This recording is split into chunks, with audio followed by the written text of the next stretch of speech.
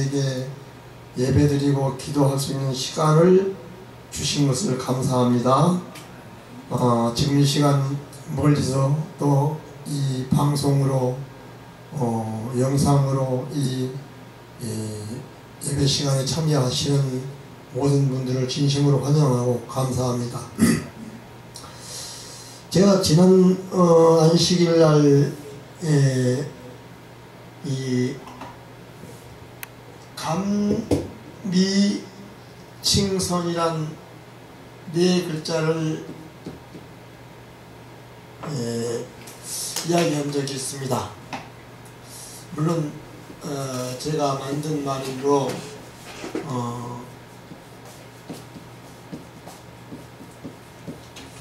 사전에는 없는 말입니다.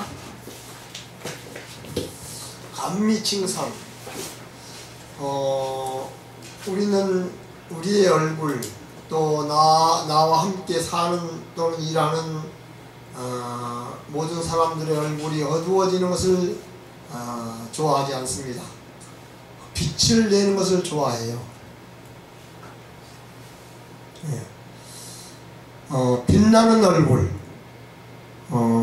그것은 정말 우리를 행복하게 합니다. 어떻게 하면 우리 얼굴에 빛을 나게 할 수 있을까? 좋은 화장품을 잘 바르면 빛을 낼 수 있을까? 또 뭐 돈을 많이 벌면 얼굴에 빛날까? 또 무슨 일에 성공을 하고 시험에 합격을 하고 또 뭐 좋은 일을 많이 당하면 얼굴에 빛날까? 뭐 이런 여러 가지 생각들을 할 수 있습니다. 그런데 우리 얼굴이 진심으로 진실로 진짜로 빛을 내기 위해서 필요한 것이 저는 네 가지가 있다고 생각합니다. 첫째로 감사해야 합니다. 우리가 감사한 마음으로 살 때 우리 얼굴은 빛나게 될 것이에요. 반대로 우리가 불평하고 살면 우리의 얼굴이 빛이 없어질 것입니다. 우리 부부간에도 아내나 남편의 얼굴에 감사가 없고 불평이 계속된다면 아마도 빛을 잃어버리게 될 것이에요.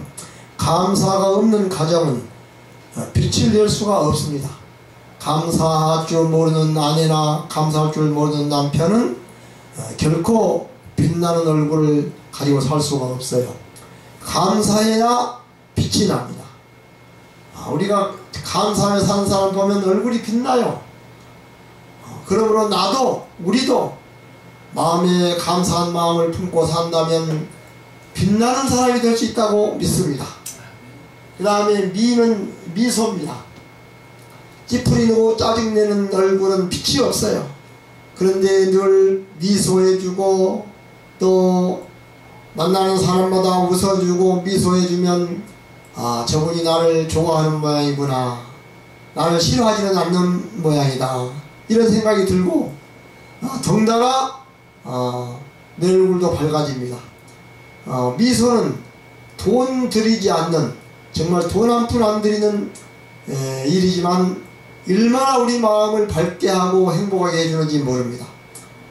모르는 사람이라도 나에게 미소해주면 아주 친한 사람으로 느껴져요. 처음 본 사람이라도 나에게 미소를 해주면 굉장히 가깝게 지내고 싶어요. 여러분 미소하며 살기를 바랍니다. 감사하며 살고 미소하고 살면 우리는 빛나고 행복한 삶을 살 수가 있을 것이 틀림이 없습니다. 감미. 그 다음에 칭은 칭찬입니다. 다른 사람 비난하고 잘못만 말하고 견책만 하고 짜증만 내고 비난만 하면은 밝은 삶을 살 수가 없고 행복한 삶을 살 수가 없습니다.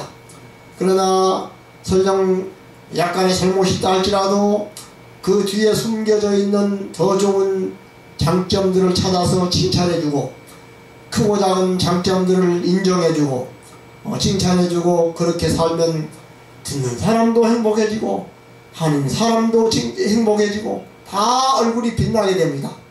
그래서 칭찬하는 사람이 있는 곳에는 반드시 빛이 따라다녀요. 여러분, 칭찬은, 감사는 빛을 창조하고 미소는 또 빛을 창조하고 칭찬도 빛을 창조합니다. 그래서 감사와 미소와 칭찬이 있는 가정이나 사회나 또는 모임에는 언제나 행복과 밝음과 평안이 깃듭니다. 여러분, 우리 모두가 다 이거 돈 안 들이는 일이에요. 이건 무슨 공부를 잘해야 하는 것도 아니고 책을 많이 읽어야 되는 것도 아니고 무슨 뭐 영어를 잘해야 되는 것도 아니고 이건 돈이 많아야 되는 것도 아니고 뭐 성공을 해야 되는 것도 아니고 인류 대학을 나오고 무슨 보수가 많은 높은 자리에 취직해야 되는 것도 아닙니다. 누구나 다 마음만 먹으면 할 수 있는 게 이 세 가지예요.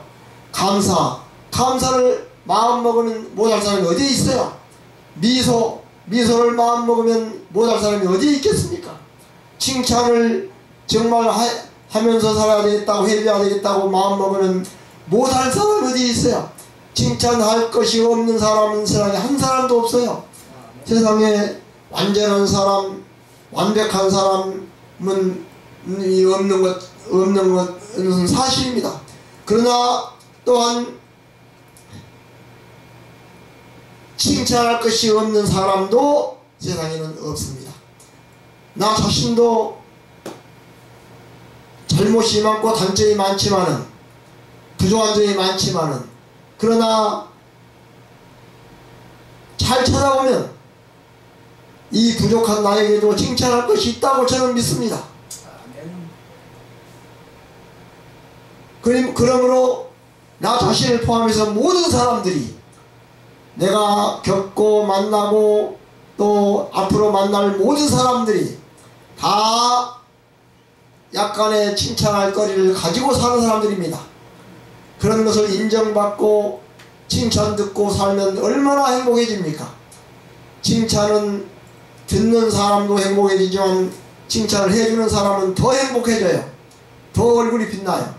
다른 사람을 칭찬해주는 사람이 얼굴이 빛이 나지 않는 사람은 내가 한 사람도 보지 못했어요. 어떻게 다른 사람을 칭찬해주는 사람 얼굴을 가만히 보면요, 빛이 나요. 밝아져요. 환해져요. 행복해져요. 너무 부러워요. 다른 사람 칭찬 잘하는 사람이 부럽습니다. 우리도 그렇게 살았으면 좋겠어요. 감미칭. 그 다음에 이 세 가지만 잘해도 우리는 우리의 삶을 행복하게 살 수 있어요. 우리의 가정을 행복한 가정으로 만들 수 있어요. 그리고 우리가 만나는 사람들을 행복하게 해줄 수 있어요. 감미칭. 그 다음에 마지막 네 번째는 선입니다. 이것은 실제로 생활 가운데서 실천해야 할 일이기 때문에, 물론 앞에 세 가지도 실천해야 되지만, 이 선행을 하는 것은 약간의 돈이 필요할지도 모르겠어요. 물론 돈 없이도 얼마든지 선행을 할 수 있지만, 하여튼 돈이 들어가는 선행이건 돈이 안 들어가는 선행이건 우리는 어떻게 하면 내가 남을 도와주며 살까, 남에게 좋은 일을 해줄까, 좋은 말 해주는 것도 선행이요, 또 다른 사람을 위로해주는 것도 선행이요, 어려운 사람, 가난한 사람을 약간씩 도와주는 것도 선행입니다. 수많은 선행이 있어요. 그래서 성경에는 선을 위해서 우리를 창조하셨다고 에베소서에 기록되어 있습니다. 선행을 위하여, 선한 일을 위하여 우리를 지으셨다 라고 기록되어 있습니다. 정말 하나님이 우리에게 바라시는 것은 선한 일을 하는 것입니다. 다른 사람에게 선한 일을 하면서 살자는 것이에요. 그러면 하나님이 제일 기뻐하세요. 예수님이 나는 선한 목자라 그렇게 자신을 말씀하셨어요. 그러니까 다른 살아있는 것들에게 선을 베푸는 것이 예수님의 사명이었어요. 우리도 예수님처럼 그렇게 오늘 또 내가 누구에게 선을 행하며 살까, 하루를 보낼까, 이런 생각을 하면서 살면 우리의 마음이 건강해지고 우리 얼굴이 건강해지고 빛이 날 것입니다.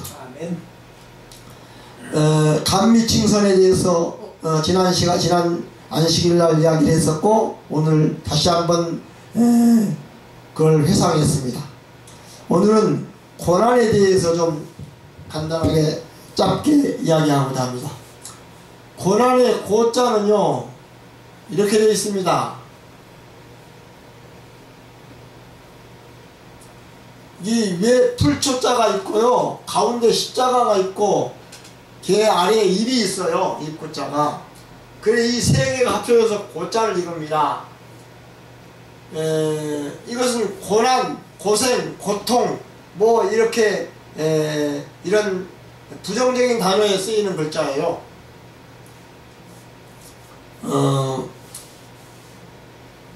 히브리 5장 8절에요 이런 말씀이 있어요. 히브리 5장 8절. 그가 아들이시면서도 받으신 고난으로 순종을 배우셨다. 아주 의미심장한 짧은 말씀이 기록되어 있습니다. 그가 아들이시라도 고난을 받으심으로 순종을 배우셨다. 예수님이 순종을 배울 필요가 있어요? 또 순종을 배우기 위해서 고난을 당할 필요가 있을까요? 그런데도 불구하고 이 성경 기록에 의하면 예수님은 하나님의 아들이실지라도 순종을 배우기 위해서 고난을 당하셨다. 이렇게 기록되어 있어요. 그러니까 아마도 순종을 배우는데 고난이 필수적인가 봅니다. 수학을 잘하기 위해서는 어려운 문제를 많이 만나야 합니다. 어려운 문제를 만나지 못한 학생은 수학을 잘할 수가 없어요. 인류 항해사가 되려면 파도를 많이 만나야 합니다. 파도를 많이 만나지 않는 사람은 인류 항해사가 될 수가 없어요.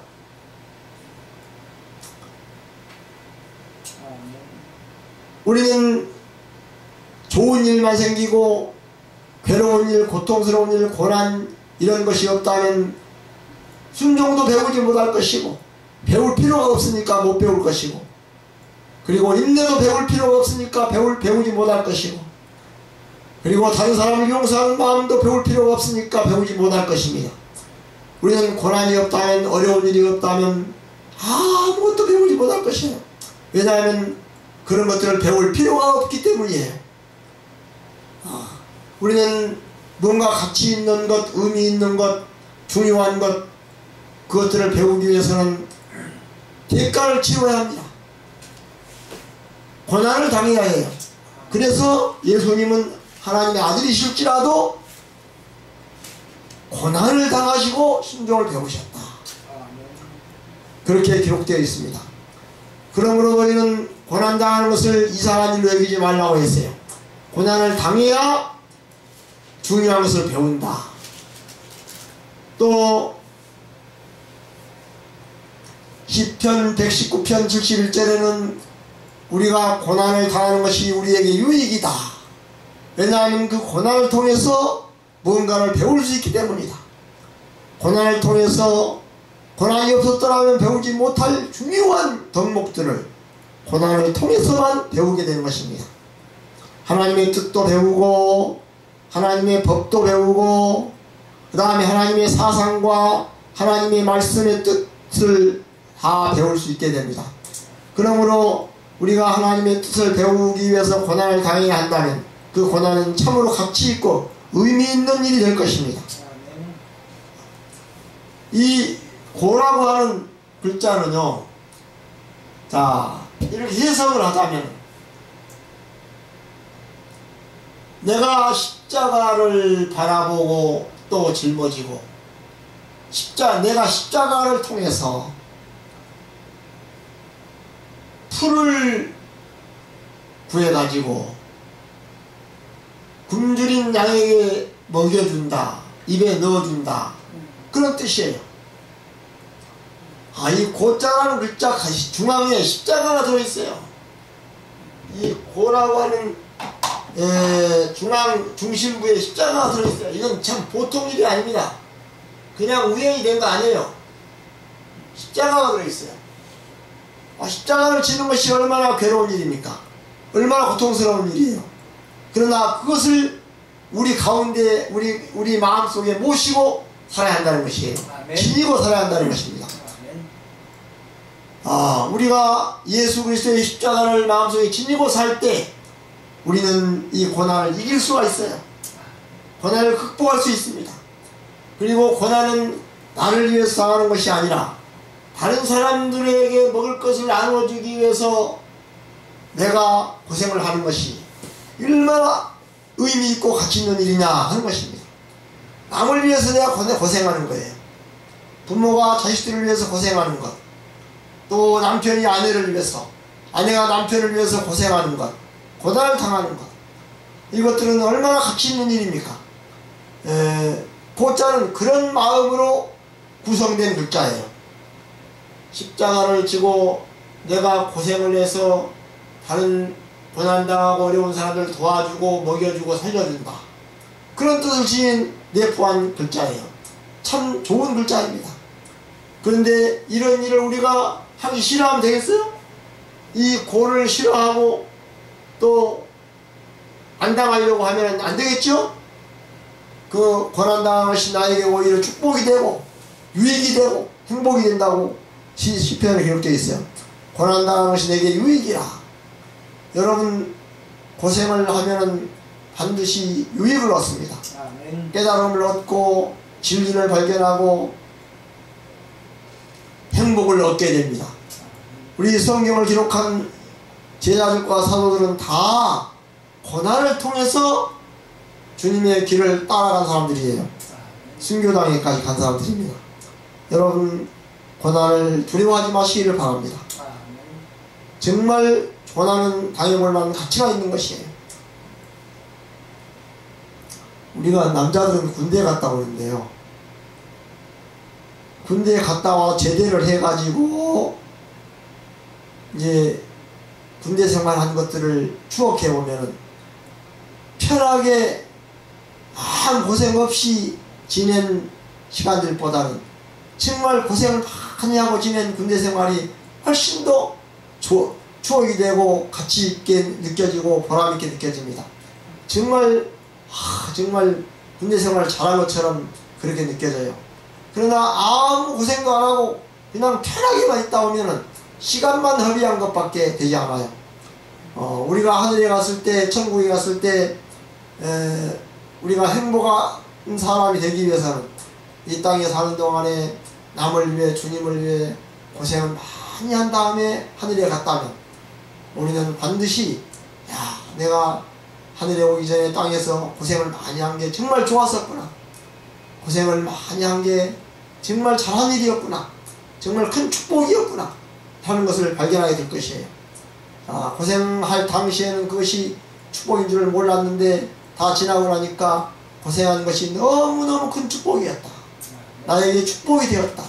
그 고생 때문에, 고난 때문에 내가 품성이 변화되고 인내를 배우고 성품이 다듬어지고, 그리고 다른 사람에게 유익을 주고 다른 사람을 용서를 배우고 다른 사람들을 도와주고 이럴 수 있었다 하는 것을 발견하게 될 것입니다.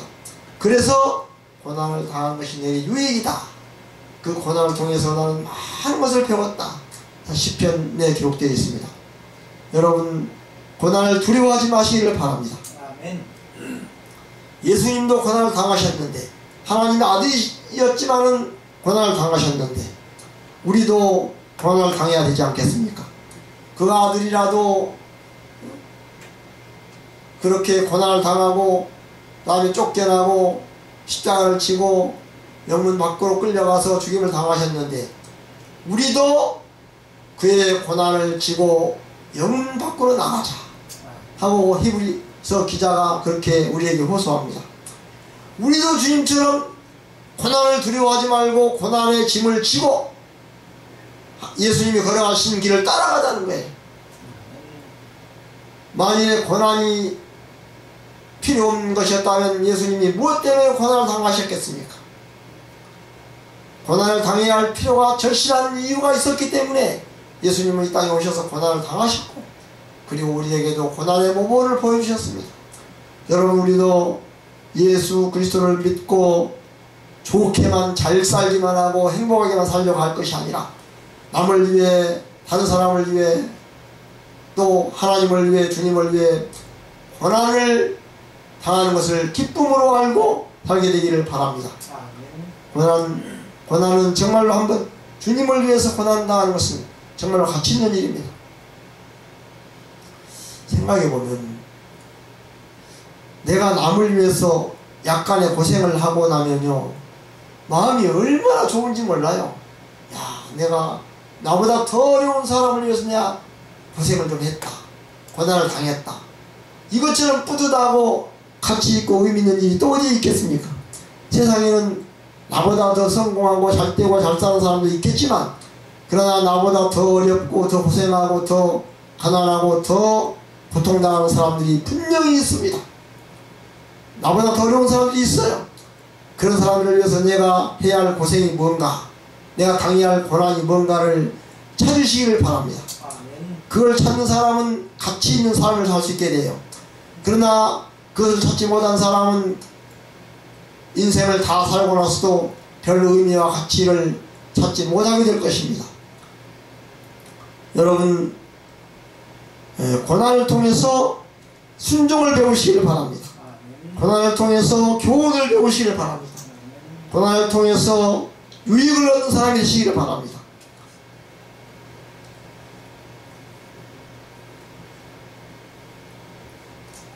시편 107편 28절에는 중요한 말씀이 기록되어 있어요. 시편 107편 28절.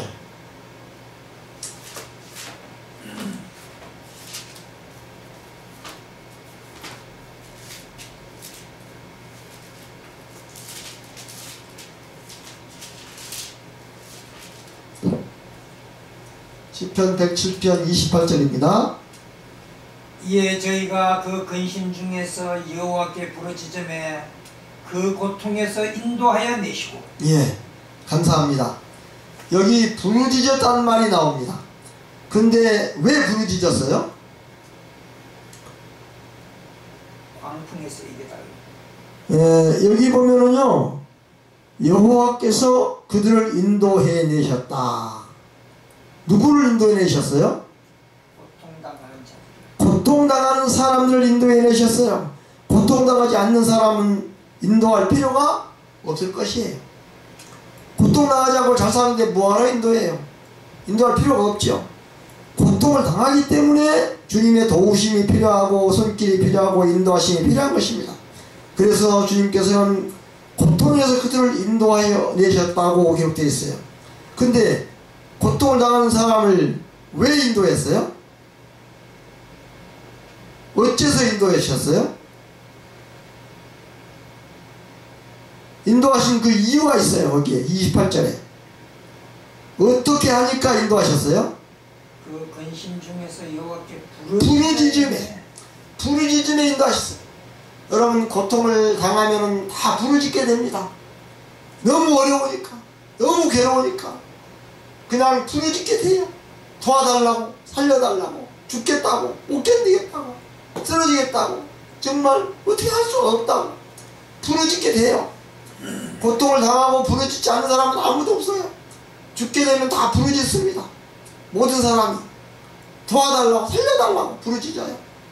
괴로울 때, 정말 어떻게 할 수가 없을 때 부르짖습니다. 부르짖는 사람을 여호와께서는 인도해 주신다는 것이에요. 아멘. 고통을 당해야 부르짖고 부르짖어야 인도하십니다. 아멘. 이 삼자의 관계, 고통을 당해야 부르짖고 부르짖어야 인도하신다는 거예요. 고통을 안 당하면 부르짖지도 않을 것이고, 부르짖지 않는 사람을 하나님 인도할 필요도 없습니다. 그러니까 우리는 하나님의 인도하심을 받기 위해서는 부르짖어야 하고, 부르짖으려면 고통을 당해야 합니다. 그러므로 고난은 우리에게 축복이 되는 것이에요. 부르짖기만 하면 되니까, 부르짖으면 그것이 하나님의 인도를 받게 되는 원인이 되니까 얼마나 큰 축복이 되겠어요. 고난의 고통보다도 더 큰 축복을 받게 되겠죠. 그러므로 우리는 부르짖기를 배우기 위해서. 이 부르짖는 것은 기도입니다. 아무런 고통이 없는데 누가 그렇게 절실하게 기도를 할 필요가 있겠어요? 그냥 형식적이고 습관적인 기도는 할 수 있겠지만, 정말로 못 견디겠습니다, 살려주세요, 사람 살려, 그러지 않아요. 부르짖어야지요.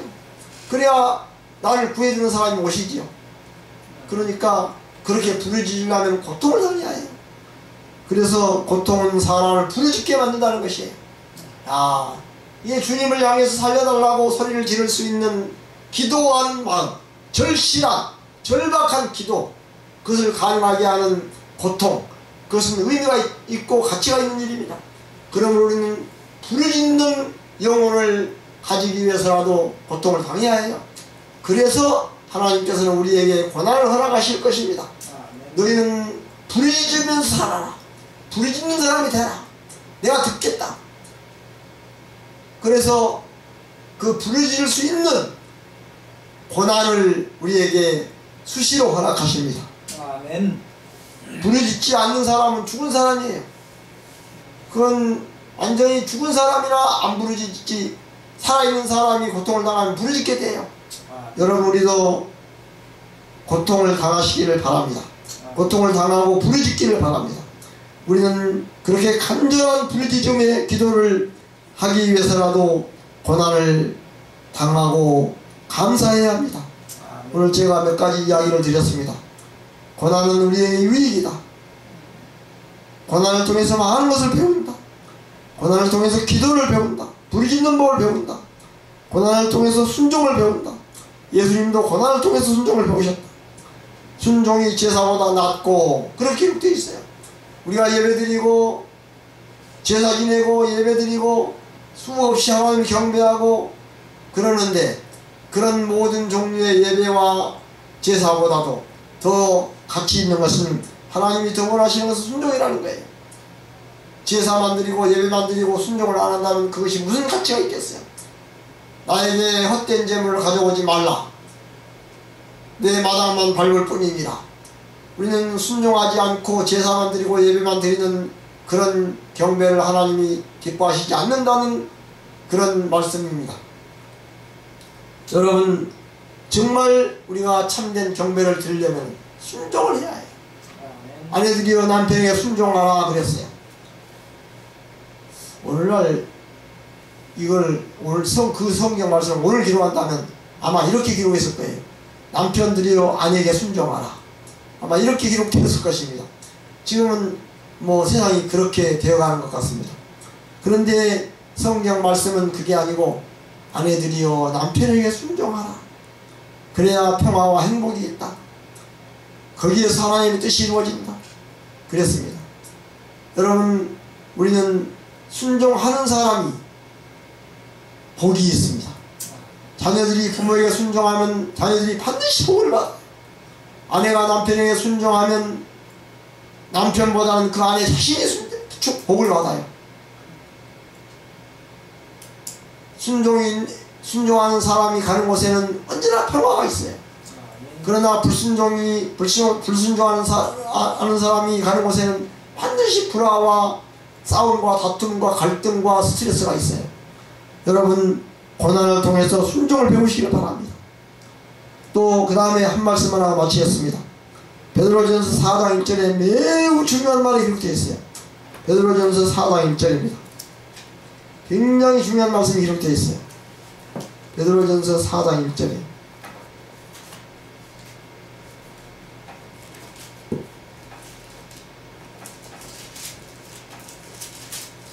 베드로전서 4장 1절 그리스도께서 이미 육체의 고난을 받으셨으니 너희도 같은 마음으로 갑옷을 삼으라.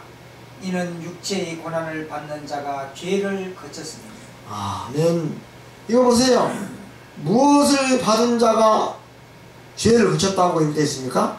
육체의 고난을 받는 육체의 고난을 받은 자가 죄를 거쳤다. 이 세상에서 우리가 죄를 거치는 것보다 더 중요한 일이 어디 있어요? 우리 그리스도인으로서 또는 인간으로서 죄를 짓지 않고 지은 죄를 회개하고 다시는 죄를 짓지 않도록 죄를 그치고 죄된 행동을 그칠 뿐만 아니라 죄된 말을 그치고 죄된 생각까지 그치고 죄된 욕심을 그치고 죄된 어떤 싸움을 그치고 죄된 어떤 모든 것들을 다 그것이 아무리 뭐 좋은 일이 할지라도 이익이 되는 일이 할지라도 그의 죄된 것은 그치라 이것입니다. 스톱. 죄를 그치는 것이 우리에게는 무엇보다도 중요한 일이고 무엇보다도 정말 큰 일입니다. 미국에 가면요 도로 길바닥에 아주 많이 써있는 글자가 있어요. 우리나라에는 그게 없죠 아마? 그 길바닥에 그런 글자가 없죠. 그게 뭐냐 그러면 스톱입니다. 스톱 사인이 그냥 뭐 횡단로라든지 다음에 골목길이라든지 뭐 길 뭐 좌회전 우회전하는 길이라든지 다 그 길 그 모퉁이마다 또는 길이 변화되는 곳마다 스톱 사인이 있어요. 그래서 거기는 무조건 일단 스톱하게 돼 있어요. 일단 스톱. 그래서 만약에 사고가 나면 일단 스톱 안 하는 차가 책임이 있게 돼요. 먼저 스톱한 사람 책임이 없어요. 그런데 그게 다 지키거든요. 스톱을 안 하면 찍히게 돼 있어요. 그러니까 스톱을 안 한 사람이 책임을 지게 되고 스톱을 한 사람이 잘못이 없게 됩니다. 그래서 일단 스톱이 돼 있어요. 스톱 사인 하면. 굉장히 그 스톱 사인에서 스톱을 안 하면 그건 큰 과실로 인정됩니다.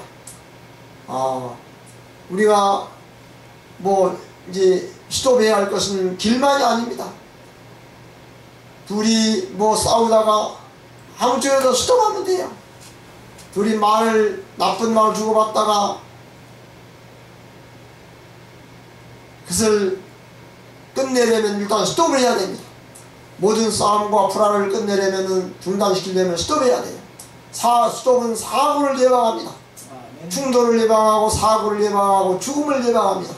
스톱이 정말 중요한 거예요. 지지즉지라는 말이 있어요. 지지즉지. 그게 무슨 말인가 하니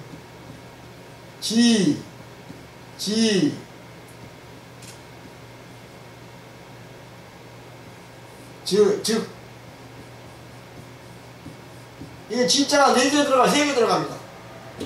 지지가 즉 지다 이 말입니다. 지 끝에 지자는 지혜 지자고 이 가운데 지자는 멈출 지자고 이건 알 지자예요. 그래서 멈출 줄을 아는 것이 지혜다 그런 뜻이에요. 멈출 줄을 아는 것이 지혜다. 정말 스톱할 줄 아는 게 지혜예요. 일단 어떤 상황이라도 스톱만 잘하면 사고가 예방돼요. 그리고 싸움이 예방돼요. 그리고 극한 상황이 예방됩니다. 그리고 어떤 폭력도 예방돼요. 더군다나 이것이 내면적인 일일 경우에는 욕심이 생기면 그걸 스톱할 줄 알아야 돼요. 멈출 줄 알아야 됩니다. 욕심을. 자기 욕심을 멈추면 그 다음에 자유로워집니다.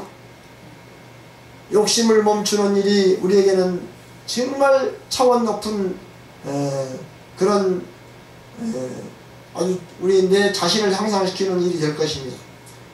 여러분 이 멈추는 것 중에서 멈춰야 할 것 중에서 자동차만이 아닙니다. 우리가 멈춰야 할 것은 욕심도 멈춰야 하고 또 무슨 어떤 싸움도 멈춰야 하고 나쁜 말도 멈춰야 하고 화가 나지만 멈춰야 되는 거예요. 분노도 멈춰야 되고 성내는 것도 멈춰야 되고 멈춰야 되지만은 성경에는 죄를 멈추라는 말씀이 여기에 기록되어 있는 것이에요. 다시 한번 읽어보겠습니다. 베드로 전서 4장 1절. 그리스도께서 이미 육체의 고난을 받으셨으니 너희도 같은 마음으로 갑옷을 삼으라. 이는 육체의 고난을 받는 자가 죄를 그쳤습니다. 어떻게 하면 죄를 그칠 수 있는가? 고난을 당해야 그것을 배운다는 것이에요. 육체적으로 물질적으로 세상적으로 고통을 당해야 특별히 남을 위해서 고통을 당해야 다른 사람을 위해서 희생하는 고통을 당해야 그래야 자기의 죄를 멈추게 된다. 욕심을 멈추게 된다. 그런 뜻입니다. 여러분 정말로 중요한 거 아닙니까? 죄를 그친다는 게 얼마나 중요한 일이에요. 우리가 성경 현실을 통해서 어떤 교리보다도 우리의 실제의 생활과 우리의 품성과 우리의 운명에 정말 직결되는 일 아닙니까? 죄를 멈추기 위해서 우리는 고통을, 고난을 감수해야 합니다. 감사히 받아야 돼요. 그래서 우리는 육체의 고난을 받은 자는 반드시 죄를 그치게 된다. 고통을 당하고 남을 위해 희생하고 헌신하고 고생을 하는 사람은 죄를 안 짓게 돼요. 죄를 그치게 됩니다. 얼마나 좋은 일이에요. 만일 우리의 고난이 우리에게 죄를 그치게 해준다면 그 고난이야말로 우리는 얼마나 우리에게 큰 축복이 되는 것을 부인할 수 없습니다. 고난을 받은 자가 죄를 그친다. 이것보다 더 깊이 있는 말은 아마 없을 거예요.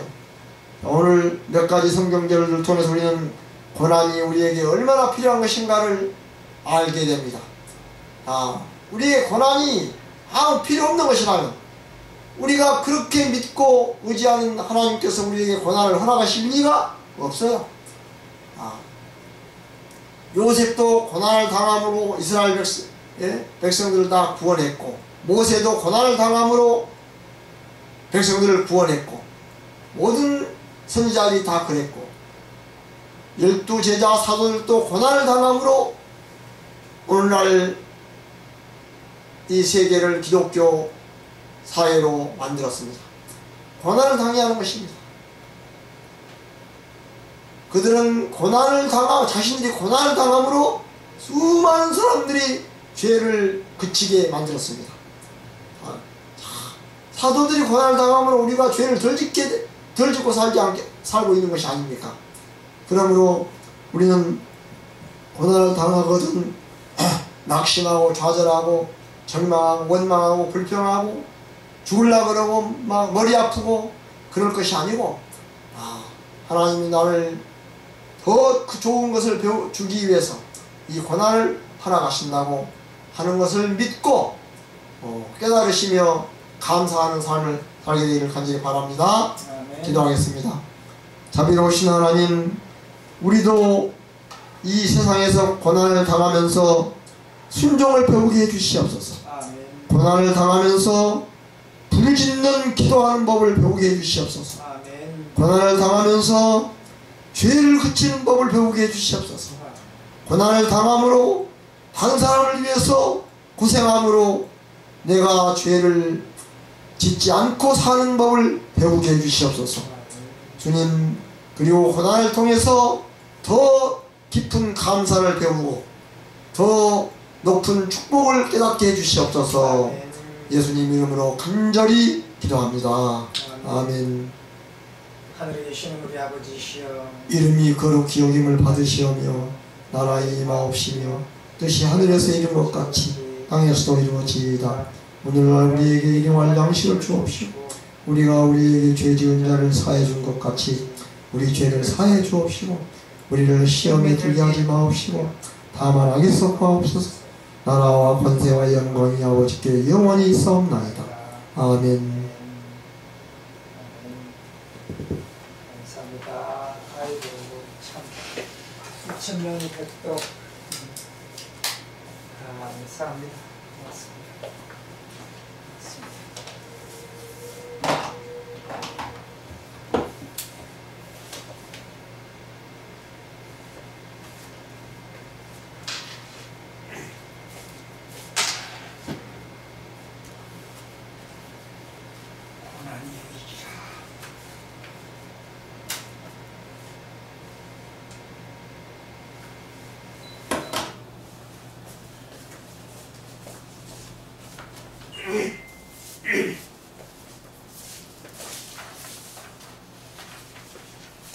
누구 주시한 말씀 감사합니다.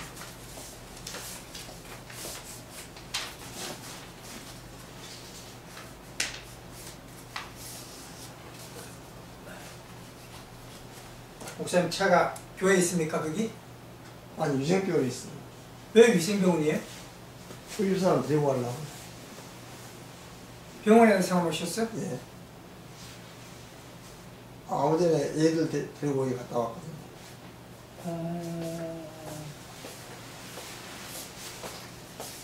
지금 위생병원으로 가셔야 되는 거예요? 네.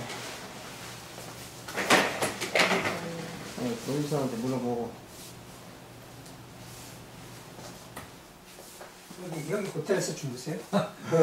12월 31일이라 저도 지금 12월 31일 1월 1일이라서 제가 또 와야 되나 와야 되나 집에? 예. 참 어떻게 해야 되나 생각하고 있습니다. 참.